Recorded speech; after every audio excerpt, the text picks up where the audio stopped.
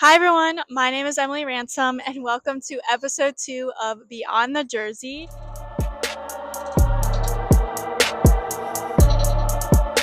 where we discuss important topics regarding mental health and student athletes specifically.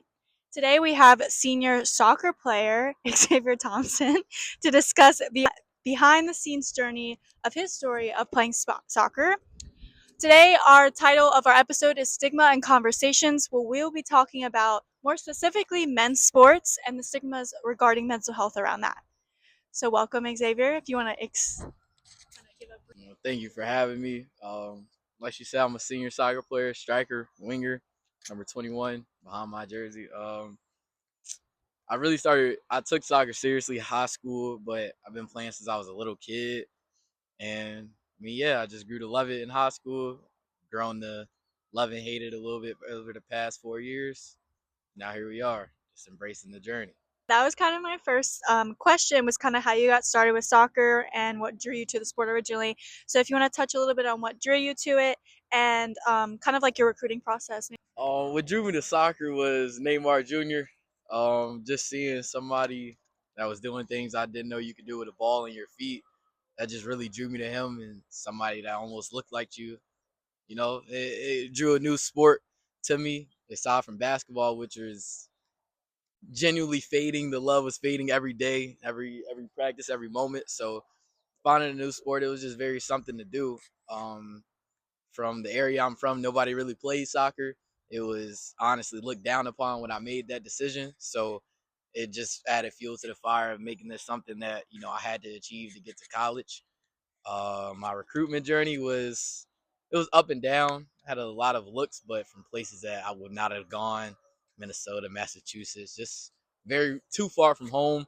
So, just funny story to end up here. This is going to be my last ever collegiate email I was going to send to play college soccer. Coach Brandon Cates, he got the job. I sent him an email last ever, and he got me in for a visit a few weeks later, and I just fell in love with, Shintel in itself and the culture he was trying to build here. And now here we are 4 years later. Love that. So, kind of to go off of that, another kind of opening question I want to ask you is, what does being a part of like this men's soccer team in specific mean to you? And if you want to kind of correlate it with how it was in high school, that team, but like, what does the culture mean to you? Culture is very important to me. From high school to now is a very big gap. Like I said, the community I come from, soccer isn't anything special. It's nobody looks at it as if you're not playing basketball, football as your sport, maybe even a little bit of baseball. Nobody cares. So when I got here, it was a big culture change. My first captain, Minor Menendez, and our my Waz, he just wanted to say he wanted to lead a program in a better place, and he found it, and I kind of kept that in my heart up until now when it was my turn to be a senior, let alone captain. So now it's just leaving the program better than we found it. We got here and our first season wasn't what we expected, but the last two were, you know, program changers. Now we have a lot of new freshmen, a lot of new players, only three active seniors, one now.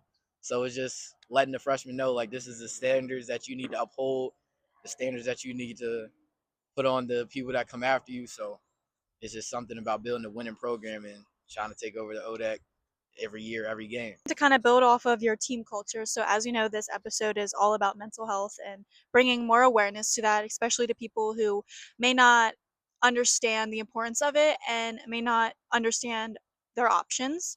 So, kind of touching on more of like the mental health side of things, how would you describe your team culture when it comes to supporting each other on and off the field? I'll say it's very important. Myself, I found like mental health is very important. Like for my first day here, I wanted to leave. I didn't want to play soccer anymore. So finding my way through that, like the people that got me through that are my best friends now. So I see how important it is, and I just want the freshmen. I know you're gonna go through things like that. A lot of them are going through injuries. A lot of them are far away from home. Like just being an outlet for them at any given moment. Like they know they can call me at 2 in the morning. If I'm awake, I'll be there for them. It doesn't matter where. If they need something, a ride, somebody just to talk to. I know how important that is.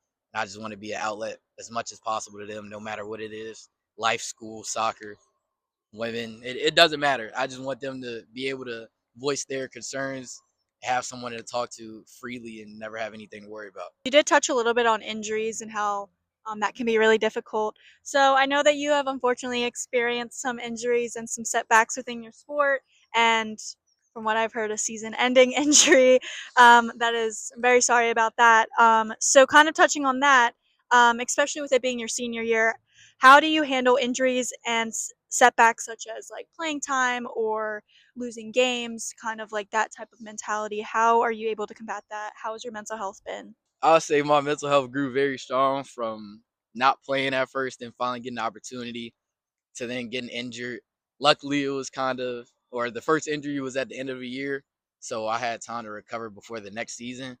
Um, Now this injury, I mean, I just wanted to show honestly the freshmen, like, granted, at first we didn't know what it was, and then just showing them, a week and a half later, we found out what it was. Just showing them you can stay strong through it. Like, I mean, I put my faith in God, so I know it's a bigger purpose. And I just want them to see, like, despite what I'm going through, like, it's nothing. You just got to stay strong. And if I sit down and let it hinder me or dwindle my life, it's gonna nothing's gonna go good from it. So I just want them to see, like, strength comes from perseverance through trials you face, and you just gotta put your faith in something and just always persevere and be resilient. Kind of going off of, pressures within your sport. We know that a lot of athletes face that. So what kind of pressure do you feel as a student athlete on the field, in the classroom, and socially? I feel like pressure as a student athlete. A lot of people look at student athletes as, you know, jocks. They don't care about school. Like, all they want to do is play their sport, and they don't do anything else. But not to dwindle anybody else or any other community. I feel like student athletes do have it very hard. From if you have 6 a.m. practices or 7 p.m., 9 p.m. practices, like, you have to balance school, your social life, your team, and then finding yourself all in 4 years, let alone the rest of your life. So I feel like being a student athlete, you have to tackle a lot of things in your life day to day.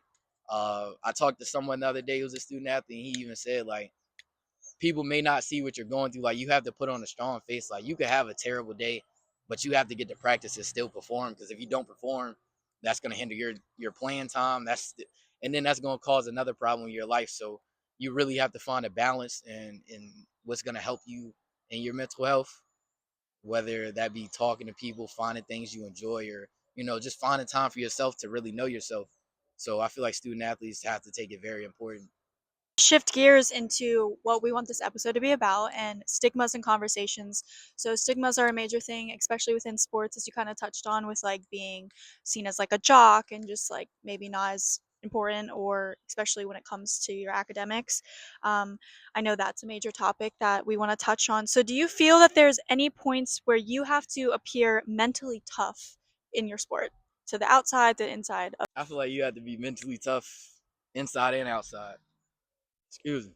I feel like inside your sport, if you having a bad day, like I said, like, you still have to come into practice and play your butt off, like, or you won't play come that Wednesday or Saturday, and then that's gonna cause an external problem. Outside, I feel like you might have had a bad practice last night, a terrible day, but you still have to show up to your 8 a.m., your 9 a.m., and put on a brand new face, and everybody may not know the battle that you have going on internally. Like, you might not have slept last night because you feel like it was a bad day and things are going down, but you kind of have to face that and put on, a strong face no matter the opportunity. Like, I know a lot of people who may look fine on the outside, but internally they are fighting battles. So you never really know every day, like, aside from athletes, every day somebody has a battle going on. So you never know from the outside looking in. Like, you will only know if you got to talk to that person. Going off of that as well, have you noticed a difference in how male athletes talk or even don't talk about stress or emotions compared to female athletes? I've seen a big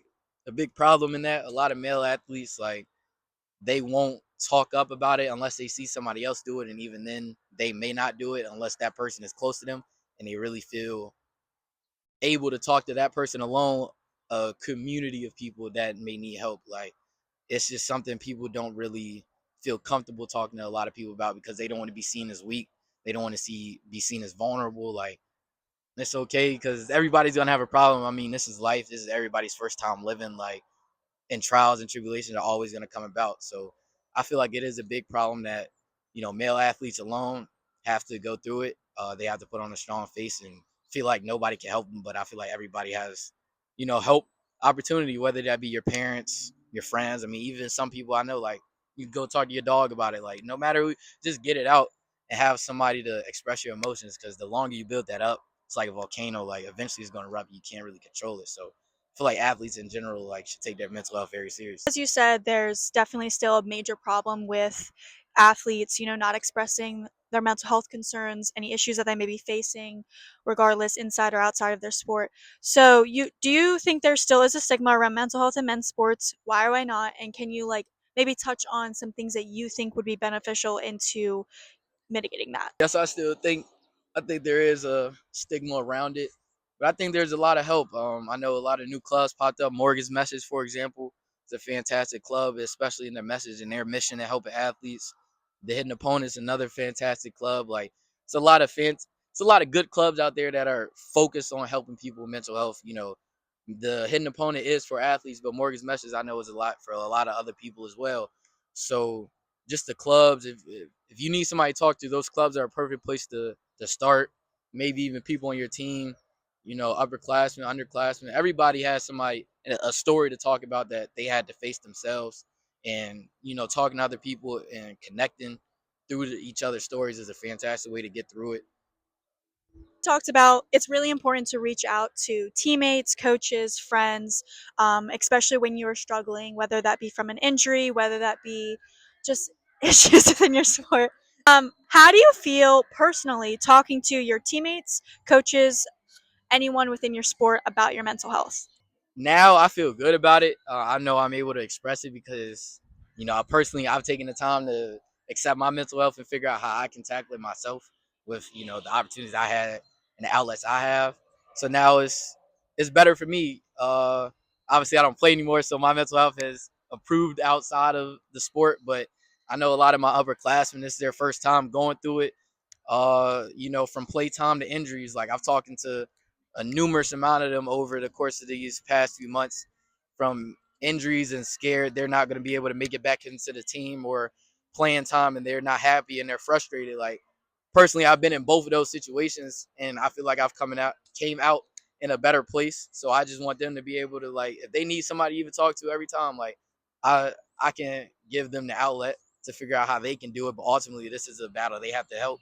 But I can be a support for them as much as possible. Kind of talking more about your ability to be able to talk to your coaches and being comfortable with that. Has your team or athletic department, for that matter, maybe within Shenandoah or specifically within soccer, taken any steps or involvement in promoting mental health wellness? Feel like for our team specifically, we have taken steps. I know our coach. If you having a bad day or you just you can't get right at practice, let alone a day. Like you can go talk to him. He'll let you know. Like he'll be there for support. He'll be there if you need a day. Like you can have that day because he knows like what is going through. He was an athlete himself. The athletic department is definitely another fantastic outlet. Like a lot of them were athletes. A lot of them know the battles that are going on. They're very understanding. You can go talk to a lot of different coaches, a lot of different areas to receive feedback from as a resource. So it's a lot of very important people in the athletic community here at Shenandoah that you can talk to and get through your mental health. Yeah, there definitely is a lot of opportunities, and every school is obviously different, and you may not see the same success here or there, but you will still find something worth helping your mental health regardless if it's within your community or not. I think a big thing is just being open and honest about what you're going through. I think a lot of people can personally attest to the fact that they were too scared to kind of go to their coach or open up about that because, especially when coaches in the collegiate level have a hard exterior and their goal is to win games and they have one set thing. So, obviously, as an athlete, it's really hard and you don't feel comfortable doing that. However, it can actually be really beneficial. And I've heard many stories of people going to their coaches where they thought, oh, this is not going to go well, but let me at least try. And it actually turned out to be a great experience. They seek the help they needed, and their coach saw them in a different light and was able to understand what they were going through. And that can also influence, hey, maybe my player isn't doing well at practice. This is why. And so they get a better viewpoint on that. So that's really awesome, and it's really important that for people that are watching, if you're going through this, make sure you're taking those steps because it really will help. Kind of one final question I wanted to ask you, because it's really important when we are going through stressful situations in our sport. finding ways to manage that stress and stay grounded. So, how would you say you manage your stress and stay grounded during the season? During the season, how I manage my stress is one. I'll talk to my dad. Like if I know anybody I could talk to freely and just voice my opinion, I could talk to him, whether that be gaining advice from her or just venting. I know I could talk to him. I know I have my friends that I could talk to, my roommate, my friends that may have transferred. Like everybody in my circle, like I know I'm able to talk to and just express myself. Whether aside from talking, just listening to music and doing things that I enjoy, whether that be playing the game, going on a walk, going to get some food, like just doing things that I enjoy help me get back into the right mind frame, into a positive aspect to be there for others, let alone myself. Wrap this up. Do you have any final thoughts that you would like to share with the viewers watching? Any stories you would like to share to kind of help people that may be struggling with their mental health? One thing is just put your faith in something. Like my faith is in God, so I just know ultimately whatever I'm going through, I'll get through it. Have a tight circle. Like I said, like I from my first day on campus in preseason 2022 freshman year, like I wanted to leave. I didn't want to play soccer anymore, and it's I still laugh about it with my family, my parents looking back, like from day one of preseason to now being the senior captain is something I didn't even think was possible, let alone playing and even getting here, let alone 5 years ago. So whatever you think you're going through, you may think you can't get through it, but you will never be put through something you can't get through. So just stay strong, stay resilient, have a tight circle, and just know like you're strong, you're powerful. No matter who you are, like you'll get through it. That is a great way to close this out. Thank you guys so much for watching episode 2 of Beyond the Jersey. Next episode, we have another athlete joining us from a different department, baseball. So stay tuned for that. That will be coming up, and we'll be asking more questions for another mental health athlete advocate. Thank you guys for joining. And again, this is Beyond the Jersey. Thanks for watching.